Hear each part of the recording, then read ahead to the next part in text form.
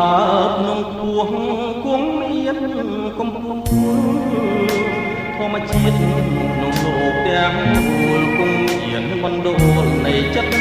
ស្នេហាអូនណាយសូមបីតែកូនមិនឆាគង់មានគូវាអនិច្ចាដោយធំនឹងបង